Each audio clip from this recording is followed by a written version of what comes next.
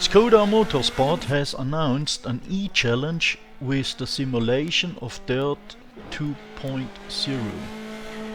It is virtually a R5 rally car to be driven against real Skoda pilots.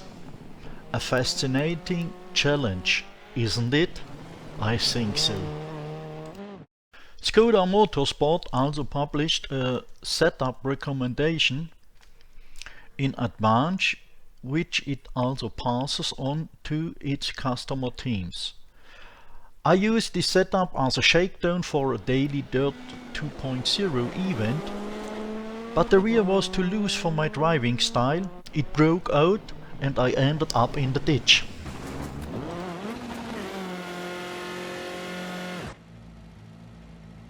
Here I won't tell you from a lucky moment by the German Rally Test 2012.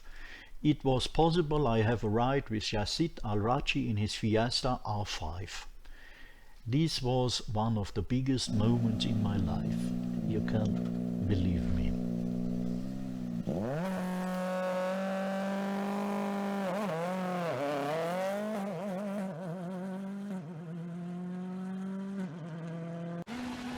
The 32-kilometer Argentina rally consists of 8 special stages.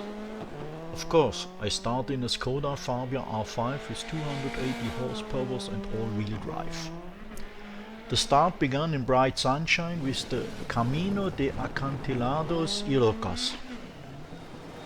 It took me 3:56.362 minutes. Oliver Solbeck was 23, Chris Ingram was 12 and Peter Semmerad only 1.5 seconds faster.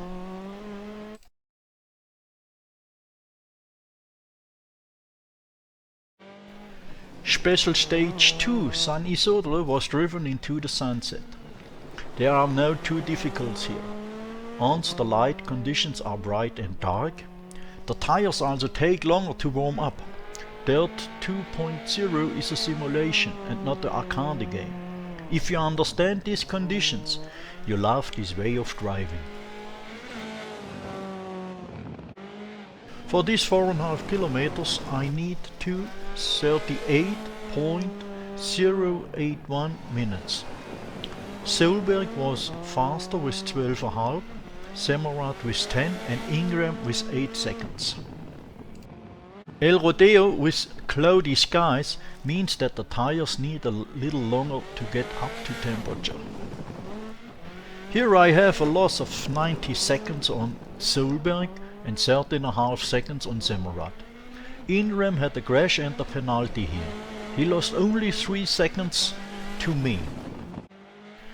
Miraflores in the sunshine. Here I had a driving mistake. In the end it was 2:57.231 minutes. Solberg was 16.5, Ingram with 8 and Semmerad with 2.5 seconds were also faster here. Without a mistake, Semmerad would have been tangible.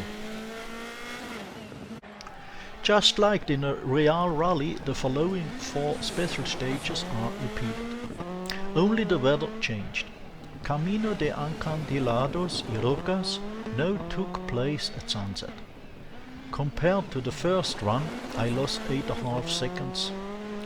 Solberg lost 11 seconds to his best and Semmerad was even 7 seconds better than his first round. San Isidro was tackled in the best of conditions. 1 second slower despite better conditions, but with a second small driving error. Solberg received a 15-minute penalty due to lost internet. Semmerad, however, improved by 1.5 seconds. Ingram crashed and lost 8 seconds on me. El Rodeo had the same climatic conditions as the first loop. I had a 1 second improvement. Solberg lost 2 and Semmerad 2.7 seconds in their personal comparison. Ingram's could increase by 17 seconds without a crash. The final special stage Miraflores was coming up. Sunset and cloudy sky made me personally faster by almost 2 seconds. Solberg only lost 2 hundredths. Samurai, however, lost 13 seconds. Ingrams increased by 7 seconds, but the connection to RaceNet was not possible. This is a problem that all we know. As a result, I have ironed a real rally pilot on the track in my personal such a statistic.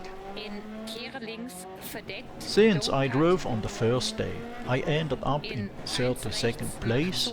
In the end, of course, I was handed over to 252nd place by almost 3,900 starters.